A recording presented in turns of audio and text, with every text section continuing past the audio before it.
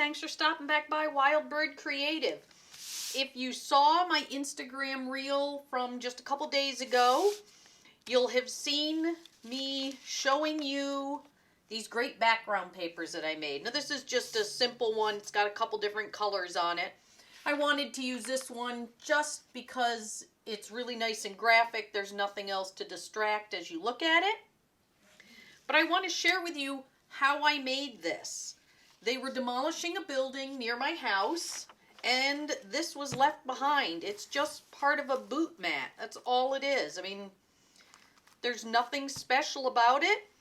It was going to go into the dumpster and get hauled away, and I liked the texture and the pattern on it. So I grabbed it and I brought it home, and we're just going to make some fun backgrounds today.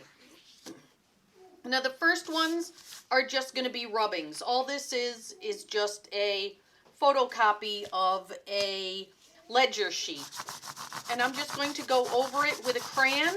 This will make a very loose impression. And I'm just holding it in place as I move the crayon around. I mean, you've probably all done this. Either you had to do a gravestone rubbing, or you had rubbing plates maybe in one of your elementary school art classes. But you end up just with something that's very loose and pretty, and I just like the way the texture is. You could do it with a pastel. I just did it with a rose art crayon, nothing fancy. But what I really want to show you is using this to make prints. Now there are obviously a couple ways you could do this. You could put your paint on a gel plate and then lay this down, and then you could print from the gel plate, but not everybody has one. And as you know, I love to use found objects, recycled objects, things that might not have been considered an art supply. But here we go. Let's just start with a turquoise. And I'll just get my brayer, get it covered here, and just come across. And I chose a nice bright color so that you can see it.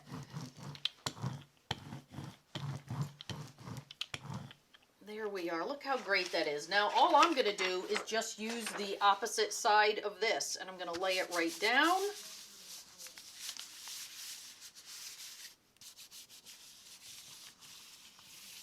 And this way, both sides of this paper will have something. So there it is, with the little bit of the pattern in there. Let's just lay that aside. Let's come in, get this covered again. And now I've just got a piece of sheet music.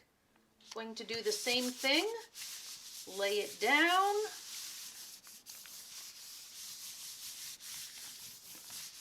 Run my hands over it. I like using my hands because I can really feel where the texture is, but you can use a brayer or a rolling pin.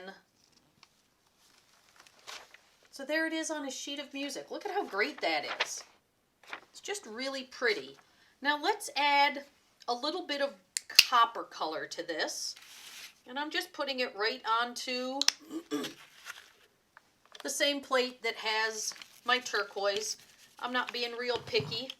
And this will give me a nice coppery patina. And this time I'm going to put it onto tissue. So let's just lay this down.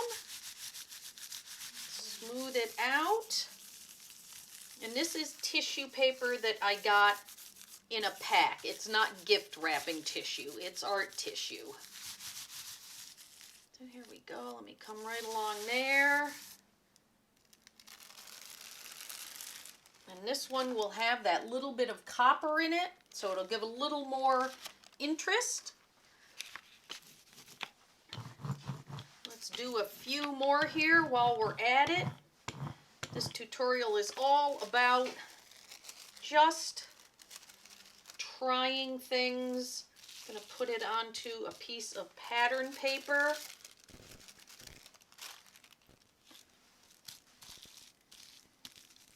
pattern paper is great. It's got some durability to it, and it's got all those great lines.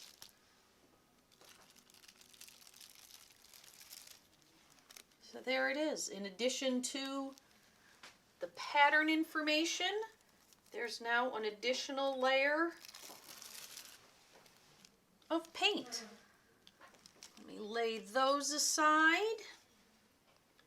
Let me add a little touch of sap green to this.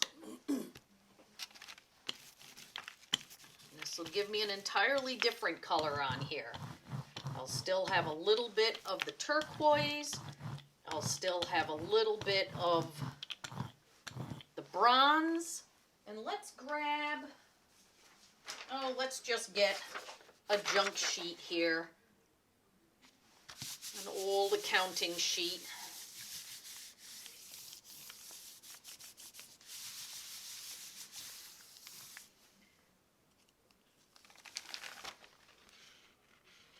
Just nice. The turquoise is almost gone, but this is a nice spring one. Let's do another one with just some Distress Spray Stain. Sorry. And all I'm doing is just spraying it on there. It's nothing fancy. And for this one, I'm going to grab another sheet of music. And let's see. Let's just tear one of these pages out. I think I even have two of them here. I do. Let me separate them. And let's just lay this down.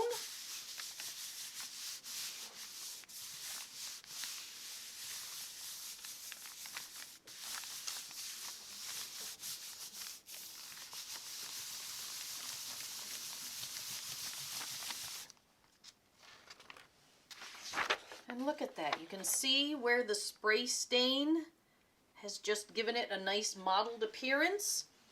Let's put a little more bronze in here and do one more.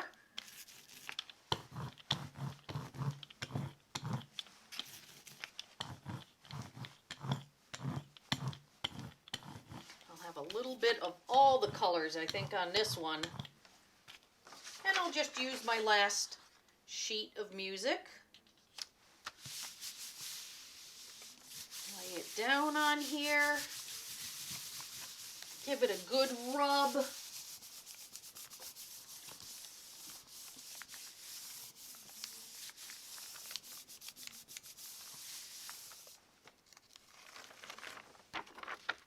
And there I've got some lovely patina in there. And I mean, you can just keep going. Let's put some more on here. I'm almost done with my paint. And I think what I will do is I'll get rid of that little scrap that's on there. But I think I will grab, another color of my Distress. And I think it is going to be the purple. And I'm just going to do a little bit here. And what I want to do is actually put it onto, that's my cat crying. Just ignore my cat. I'm going to put it onto another sheet. I've got this one. And I'm just going to, I want to make sure that I'm laying it a different way. And I think I am. Let me look though. Let's just do it. This will give me even more layers on this one. And this is just, the newsprint that they wrap things in when you go to Home Goods or when you get something shipped to you.